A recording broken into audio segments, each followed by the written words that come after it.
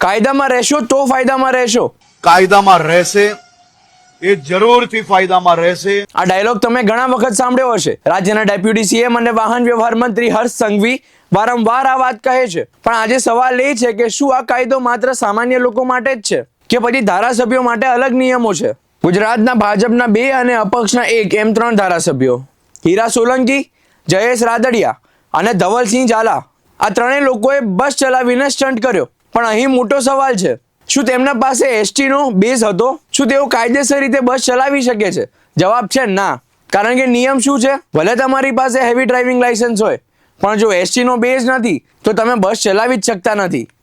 આ સ્પષ્ટ કાયદો છે. તો હવે સવાલ સીધો છે, શું આ ભાજપના ધારાસભ્યોએ ખુલ્લેઆમ કાયદાનો ભંગ કર્યો નથી? સામાન્ય માણસે નિયમ ભંગ કર્યો હોત તો શું પોલીસ મુખ પ્રેક્ષક થતી? જવાબ બધાને ખબર છે. સામાન્ય માણસ હોત તો અત્યાર સુધીમાં મેમો આપ્યો હોત, કેસ કરી દીધો હોત અને કદાચ ધરપકડ પણ કરી હોત. આ સિવાય સામાન્ય કર્મચારીઓને સસ્પેન્ડ પણ કરી દીધા હોત. પણ અહીં વાત ભાજપના ધારાસભ્યોની છે. તો શું હવે કાયદો પણ પક્ષ જોઈને લાગુ પડશે? ભાજપ છે એટલે અમારો વાળ વાંકો કોઈ નહીં કરી શકે. શું આ જ સંદેશ આપવામાં આવી રહ્યો છે? હર્ષ સંઘવી, તમે જ કહો છો કાયદામાં રહેશો તો ફાયદામાં રહેશો. તો હવે આ ધારાસભ્યો કાયદામાં છે કે કાયદા ઉપર છે? શું તેમના સામે કાર્યવાહી થશે કે પાર્ટીનો ટેગ જોઈને તેમને માફ કરી દેવામાં આવશે? ગુજરાતની જનતા હવે જવાબ માંગે છે. કાયદો બધા માટે એક સરખો છે કે પછી માત્ર સામાન્ય લોકો માટે જ? આવી જ ધારદાર અને નિડર ન્યૂઝ માટે ચેનલને સબસ્ક્રાઇબ કરો. હું દેવ ખત્રી, ધન્યવાદ.